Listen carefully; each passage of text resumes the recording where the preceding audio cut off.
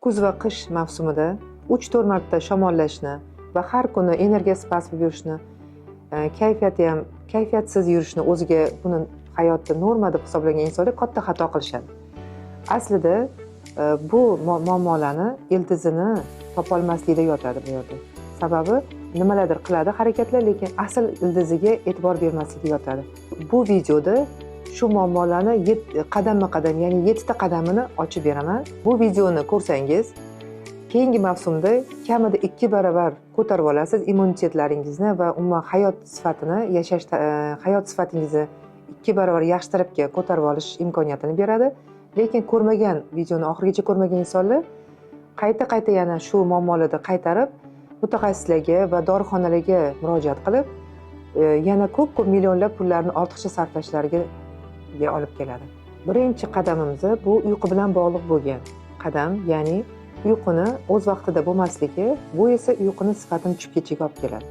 9 dan 11 gacha perikardni, 11 dan 1 gacha gipofizni, 1 dan 3 gacha jigari va hokazo aktiv paytlar hisoblanadi. Demak, biz uyquni juda kech uxlashimiz bu hozirgi sanab o'tilgan organlarimizga juda ham katta nagruzka olib keladi. Buni natijasida inson organizmi ertasi kuni samarador bo'lmaydi uni hayoti, ya'ni hayot sifatiga yaxshigina ta'sir qiladi. Hazmni yaxshi bo'lmasligi, kayfiyatsiz yurishi, energiya past bo'lib yurishi va albatta bularning hammasini yig'indisidan immunitetni past bo'lishiga olib keladi. Demak, 9 da uxlashimiz juda ham katta samarador uyqu hisoblanadi. Buning natijasida hazm jarayonlari yaxshi bo'ladi, kayfiyat yaxshi bo'lib yuradi insonni va stressga chidamlilik ortadi. Va buni natijasida umuman yig'indisida bu uyquni samarador uyquni natijasida immunitetimiz ham albatta oshadi. Ikkinchi qadam bu to'g'ri ovqatlanish. To'g'ri ovqatlanishda birinchi o'rinda biz uni vaqtlariga e'tibor berishimiz kerak. 7 dan 9 gacha oshqozon aktiv payti bioritm bo'yicha, demak, ertalabki nonushtani 7 bilan 9 orasida qilishimiz juda ham muhim. Kechki ovqatimiz ayniqsa 19 dan keyin bo'lmasligi kerak. Ya'ni 19 gacha, mana 6 dan, ya'ni 18 dan 19 gacha bo'lgan kechki ovqatlar ham aynan maqsadga muvofiq bo'ladi. Endi o'sha ovqatlarni qanaqa tuzilganligi, ya'ni mutanosiblig'i. Masalan, ovqatlar o'zi makronutrientligi va mikronutrientligi bo'linadi. Demak, makronutrientlar bular oqsil, yog'lar va uglevodlarga bo'linadi. Demak, makronutrientlarimiz oqsil, yog' va uglevod ertalabki nonushtamizda bir-biriga mutanosib holatda bo'lishi muhim. Ya'ni bu yerda juda ham ko'p uglevod bo'lib ketishi yoki qaysi biridir o'zidan normasidan oshib ketishi bu ham maqsadga muvofiq bo'lmaydi. Demak, biz ovqatimizning tarkibida yana juda ham muhim tomoni albatta kletchatkaga boy bo'lish kerak. Kletchatkalar, vitaminlar, minerallar, ya'ni o'sha mikronutrientlarni to'g'ri tanlangan bo'lishi ham juda ham muhim. Fermentlarga boy bo'lishi, probiotiklarni normada bo'lishligi ham juda ham muhim hisoblanadi. Ya'ni o'sha ichaklarimizni mikroflorasiga ham e'tibor alohida berishimiz kerak bo'ladi. Uchinchi qadamimiz jismoniy faol bo'lish. Misol uchun biz kam, ya'ni gipodinamiya, misol uchun kam harakatlilikda ko'p aksariyat hozirgi zamonaviy holatimizda shunaqa bo'lib taqozo qilyapti, lekin bunga chek qo'yishimiz kerak. Ya'ni ko'proq harakat, ko'proq yurishni yo'lga qo'yish, masalan, kechki sayrlar, 19 dan keyin o'sha ujin, ya'ni kechki ovqatni qabul qilgandan keyin kechki sayrlarni biz anaqa turmush tarzimizga qo'shadigan bo'lsak, juda ham bu maqsadga muvofiq bo'ladi. Ayniqsa ertalabki bizani badan tarbiyalarimiz ham juda ham muhim hisoblanadi. Umuman kun davomida aktiv bo'lishimiz, ya'ni jismonan aktiv bo'lishimizni yo'lga qo'yishimiz kerak bo'ladi. 4-qadamimiz bu stress. Stress bilan bog'liq bo'lgan. Endi bilamizki, hayotimizda hozir juda ham stressga boy. Albatta bu narsa juda ham bizning salomatligimizga manfiy ta'sir ko'rsatadi, o'zini nimasini ko'rsatadi, zararni. Demak, biz bundan qanaqa yechim berishimiz mumkin? Albatta, bizani ovqatlanishlarimizni tartibga keltirishda, ovqatlanishimizni tarkibiga o'zida magniy saqlovchi ovqatlarni ko'proq iste'mol qilishimiz. Ba'zi paytda shunga magniyga boy bo'lgan batlarni ham iste'mol qilishimizga to'g'ri keladi. Yana bir tomoni, albatta bizani ruhiyatimiz bu yerda katta rol o'ynaydi. Biz kechiruvchi, ya'ni qabul qiluvchi bo'lishimiz ham albatta o'zimiz tomonimizdan shu narsaga salomatligimiz uchun harakat qilishimiz kerak bo'ladi. Stressni hozirgi paytda juda ham biz ijtimoiy tarmoqni kuzatish bilan vaqtimizni o'tkazamiz. Bu juda ham stressga chidamlilikni pasaytiradi inson organizmini. Ayniqsa uyg'ongandan keyin 1 soat 2 soat umuman shu internetga, ya'ni ijtimoiy tarmoqga qaramaslik, telefonlarimizda umuman gadjetlardan uzoqroq bo'lish tavsiya qilamiz va kechqurun uyqudan oldin 1-2 soatcha shu nimalardan uzoq bo'lish, ya'ni ijtimoiy tarmoqlarni kuzatishdan uzoq bo'lish, reelslar kuzatuvlari. Bular chunki inson salomatligiga juda ham manfiy o'zini ta'siri bo'ladi. Ayniqsa mana yorug'lik ta'sirida, ko'rayotganda yorug'lik nuri ta'sirida ham inson bir nerv asab sistemasiga, tizimiga yomon ta'sir ko'rsatib, bu inson jizzaki qilib qo'yadi. Ya'ni stressga ustuvchilik kamayadi odamda. Bu narsa keyin odamni umuman asabiylashishga, o'sha tez asabiylashishga olib keladi. Keyin jizzakilik, bular hammasi shuni oqibatida ham kelib chiqyapti. 5-qadam toza havo, quyosh nuri va albatta kechki sayr, bularning foydalari haqida gaplashamiz. Demak, ertalab uyg'onganimizda albatta 200 gramm iliq suvni iste'mol qilishdan boshlash kerak, ichishdan boshlash kerak. Buni ichgandan keyin sayr qilishimiz mumkin. Ayniqsa badan tarbiya qilishimiz kerak. Demak, badan tarbiya bilan shug'ullanib, bir yarim soatcha keyin dush qabul qilib, undan keyin nonushta qilishimiz mumkin. Demak, shunga qarab biz barvaqt uyg'onishimiz kerak bo'ladi. Va ertalabki sayrda, masalan, sayr ham qo'shadigan bo'lsak, ertalabki 11 gacha bo'lgan quyosh nurlarida foydali infraqizil nurlari bor. Bu undan bahramand bo'lishimiz kerak bo'ladi. Chunki buni qabul qilganimizda D vitaminini organizmda sintez bo'lishiga olib keladi, foydali bo'ladi. Va biz mana kechki ovqat yegandan keyin kechki sayrlar haqida ham aytadigan bo'lsam, iloji bo'lsa 3 kilometr yurish bu juda ham foydali, ayniqsa limfani tozalashga, limfada zastoylar bo'lmasligi bu sababchi bo'ladi va ovqatimizning hazm bo'lishiga sababchi bo'ladi. Qon aylanishimizni yaxshi qilamiz va natijada limfa yaxshi tozalanib tursa, bizda juda ham ko'p kasalliklarni oldini olgan bo'lamiz. Yoki kasal bo'lsak, bularga yechim bo'lib ketadi. 6-qadam bo'lib batlar iste'moli. Ya'ni biologik faol qo'shimchalar haqida gaplashamiz. Biologik faol qo'shimchalarni o'zi nimaga iste'mol qilamiz? Ular nima uchun kerak? Hammamizga ma'lumki, hozirgi bizani yer, ya'ni pochvada juda kambag'allashib ketgan. Chunki masalan ekilgan ekindan keyingi ekingacha yer juda ko'p dam olishi kerak. Buni agroxo'jalikdagilar yaxshi bilishadi, lekin hozirgi paytda unaqa emas. Ya'ni yerga dam berilmaydi. Bu yerimizda charchaganlik uchun undan o'sib chiqqan hosildorligi juda pasayib ketadi va juda ham ko'p kimyoviy yo'llar bilan hosildorlikni ko'paytirish va hokazo, buni bilasizlar. Ya'ni bizani qo'limizga yetib kelgan, iste'mol qilishimiz kelgan oziq-ovqatlarimiz bular albatta bizga yetishmaydi. Biz ovqatdan olishimiz kerak bo'lgan makro-mikro nutrientlarimizni defitsiti juda ham yuqori. Demak, bu hech kimga sir emas. Endi biz nima qilishimiz kerak? Bu nimani yechimi nimada deb oladigan bo'lsak, buni yechimi batlar qabul qilishimizda. Bu achchiq haqiqat. Ya'ni biologik faol qo'shimchalar, ya'ni batlar, albatta biz uni ko'rishimiz kerak. Makro-mikro nutrientlar, aynan masalan mikronutrientlarni oladigan bo'lsak, vitamin va minerallarni katastrofik defitsitini qoplash uchun biz murojaat qilamiz. Bulardan ko'proq qaysi biriga murojaat qilamiz? Bunda e'tibor beramiz so'rilish darajasiga, necha foiz so'rilyapti, ya'ni o'zlashyapti hujayralarimiz tomonidan. Mana hozir bu Luxit mahsulotlarini men 7-8 yildan beri o'zimning tajribamda ishlataman. Nima uchun men Alkimigar Farm zavodini Luxit proyektini mahsulotlaridan foydalanaman? Chunki birinchidan bularni so'rilish darajasi 98%. Sababi Kanada texnologiyasi ishlab chiqariladi, nano texnologiya asosida.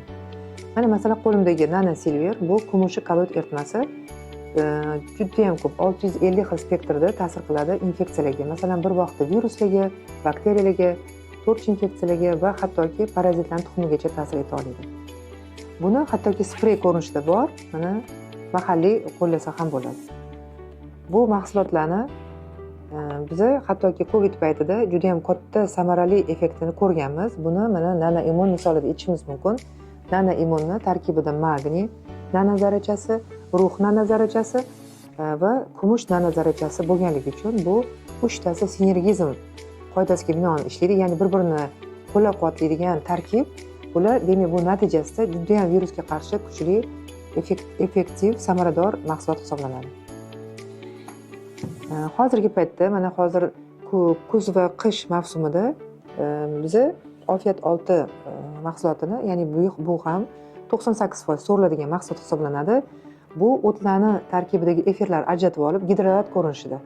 SNG davlatlarini ichida birinchilardan O'zbekistonda bu mahsulot bunaqa gidrolat mahsulotlari bir qator seriyasi ishlab chiqarilgan Alkimigar Farm tomonidan, zavodi tomonidan va Izbosarov professori retseptlari asosida tayyorlangan. O'zimizni mahalliy ishlab chiqarish va yuqori texnologiyalarda ishlab chiqarilgan bu mahsulotimizni avvalambor qabul qilish juda ham oson, ortiqcha hidi, o'tkir mazasi yo'q. Tanlashimga sabablaridan yana bittasi va buni juda ham samaradorligi. Masalan, hozir bolalarda rosa ko'p laringitlar, umuman bir vaqtda ham yo'talish, ham isitma, ham umuman shamollash natijasidagi hamma belgilariga bu qarshi hisoblanadi. Faqatgina yo'talga emas, umuman nafas yo'lidagi hamma muammolarni o'z ichiga oladi. Hattoki laringit ham samarador yechim hisoblanadi. Ko'k yo'talda ham bu biza juda ham zo'r natijalarni shular yordamida olganmiz. Albatta programmalarimiz bor. Bu mahsulotlarga qiziqadigan bo'lsanglar, albatta bizani quyidagi raqamlarimizga murojaat qilishinglarni so'raymiz. Batla qo'llayotganda asosan o'sha makro mikronutrientlarimizga, ya'ni vitamin, suvda eruvchi vitamin, yog'da eruvchi vitaminlar bo'ladi. Vitamin 2 ga bo'linadi va uni qanaqa ishlatishga e'tibor berishimiz kerak. Ya'ni tushlikkacha vitaminlarni iste'mol qilishimiz kerak. Tushlikdan keyin minerallarni iste'mol qilishimiz kerak. Chunki minerallar aktiv payti tushlikdan keyin, tushlikkacha vitaminlar aktiv payti bo'ladi va biza bu batlarni tanlashimizda e'tibor berishimiz kerak. Ya'ni shuni qanaqa majmua to'plamini to'g'ri tanlanganmi, to'g'ri tanlashni bilishimiz kerak. Batlar yana albatta ishlab chiqaruvchisiga qarashimiz kerak. Uni tayyorlash texnologiyalariga qarashimiz kerak va batlarni ichish davomiyligiga ham e'tibor berishimiz kerak. Savol tug'iladi. Batlarni qancha ichishimiz kerak? Yaxshi, sifatli batlarni o'z aslida nutrientlarni butun umrga ichishimiz kerak aslida. Sababi batlarni butun umrgaligini sababi biza har kuni ovqatlanishimiz kerak. Har kuni hujayralarimizga aminokislotalar, vitaminlar, fermentlar, to'yilmagan yog' kislotalari va minerallar kerak bo'ladi. Har kunlik ehtiyoj qoplash uchun boyaga aytilgandek yetishmayotgan to'ldirish maqsadida xuddi ovqat sifatida ichishimiz o'zi aslida tavsiya etiladi.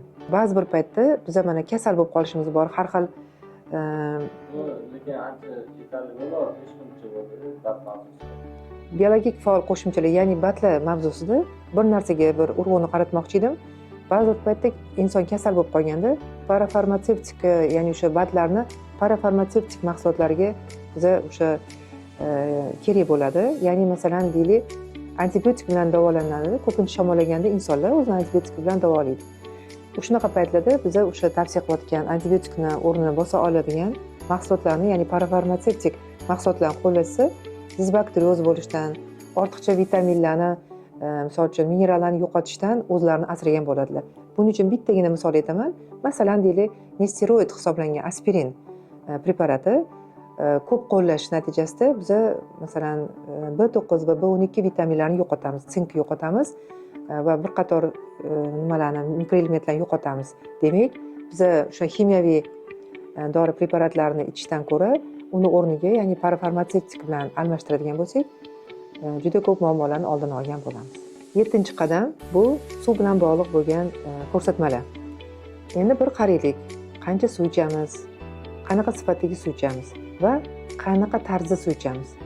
Biza ko'pincha suvni bo'ldi, yetarli miqdor suv ichyapman, bir ichganda esga tushib qolganda juda ham ko'p miqdor va hokazo. Ya'ni suvni hozir sal chuqurroq gaplashamiz.